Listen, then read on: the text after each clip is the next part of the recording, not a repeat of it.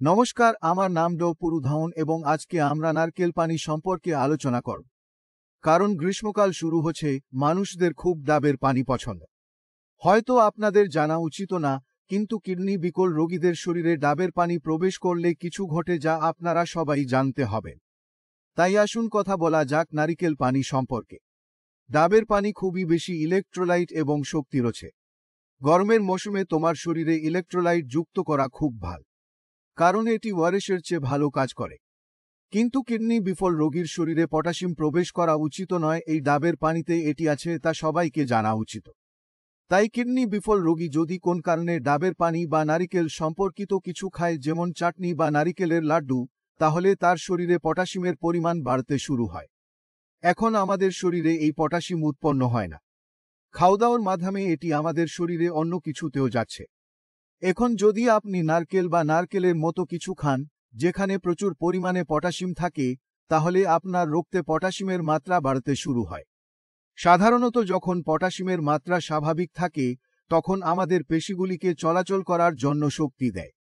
কিন্তু যখন এর মান বাড়তে শুরু করে, তখন আমাদের পেশিতে এই পটাশিয়াম থেকে ক্লান্তি হয়। আপনি যে ক্ষতি পেয়েছেন, যা প্রতি সেকেন্ডে ধড়ফড় করে পুরো শরীরে রক্ত পাঠায়, এই পটাশিয়ামটির এটির খুব খারাপ প্রভাব পড়ে। পটাশিয়াম বেড়ে যখন আপনার পেশি ক্লান্ত হয়, তখন আপনার হৃদয়ের পেশিগুলোও ক্লান্ত হয় এবং ধীরে ধীরে পাম্প করতে শুরু করে। তাই শুরুতেই আমরা দেখতে পাচ্ছি যে ব্লাড প্রেশার কমছে। রোগী খুব আনন্দিত হয় যে আমার রক্তচাপ কমতে শুরু হচ্ছে। আগে আমি এসব খেতাম, এখন আমার বিপি কমতে শুরু হচ্ছে। কিন্তু বিপি এতটাই কমে যায় যে হৃদয়ের মাংসপেশিগুলি খুব কম করে দেয় এবং এটি বন্ধ হতে পারে। তাই যদি আপনার রক্তের রিপোর্টে পটাশিয়ামের মান 7 থেকে বেশি হয়, তবে আমাদের জরুরি ভিত্তিতে ডায়ালাইসিস করতে হবে।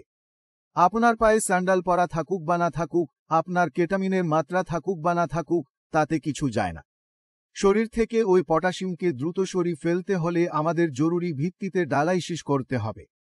সেই কারণে সমস্ত কিডনি বিফলতা রোগীদেরকে উচ্চ পটাশিয়াম জিনিস থেকে দূরে রাখা হয়, এবং নারকেলের জল তাদের মধ্যে একটি।